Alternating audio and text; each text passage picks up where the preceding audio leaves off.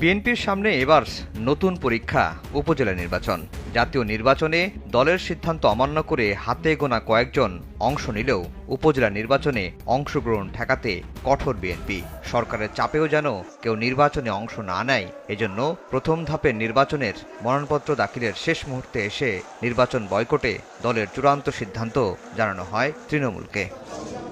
প্রথম ধাপের ১৫০ উপজেলায় চেয়ারম্যান পদে অন্তত ৪৫ জন সাবেক বর্তমান বিএনপি নেতাকর্মী মনোনয়নপত্র জমা দিয়েছেন। তারা স্বতন্ত্র প্রার্থী হয়ে নির্বাচনে লড়তে চান। ২৫টি উপজেলায় মনোনয়নপত্র জমা দিয়েছে বিএনপির মিত্রদল জামায়াত।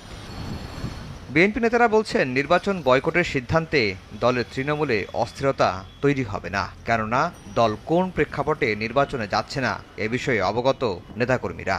আমাদের নেতা কর্মীদের মধ্যে কোনো অসন্তোষ সৃষ্টি এখন পর্যন্ত হয় নাই, সামনে হবে না যতক্ষণ না পর্যন্ত আমার ভোট আমি দেবে অধিকার প্রতিষ্ঠা না হবে। এই ১৫ বছর বিএনপি দলটির নেতারা বলছেন, দলের সিদ্ধান্ত না মেনে যারা মনোনয়নপত্র জমা দিয়েছেন তাদের বিষয়ে মনোনয়ন প্রত্যাহার পর্যন্ত অপেক্ষা করা হবে। ৫ ধাপের নির্বাচনে পর্যবেক্ষণ করা হবে তৃণমূল নেতাকর্মীদের গতিবিধি। কারা নির্বাচনে অংশ নেবে, কারা নেবে না, এটা তো আজ এই কথা বলাটা তো যুক্তিসঙ্গত হবে না, কেননা নির্বাচনী প্রক্রিয়া আজকেই শেষ হয়ে যায়নি। প্রার্থিতা প্রত্যাহারের সময় আছে, আজকে তো একটি পর্যায়ে, নির্বাচন তো ৫টি পর্যায়ে হবে।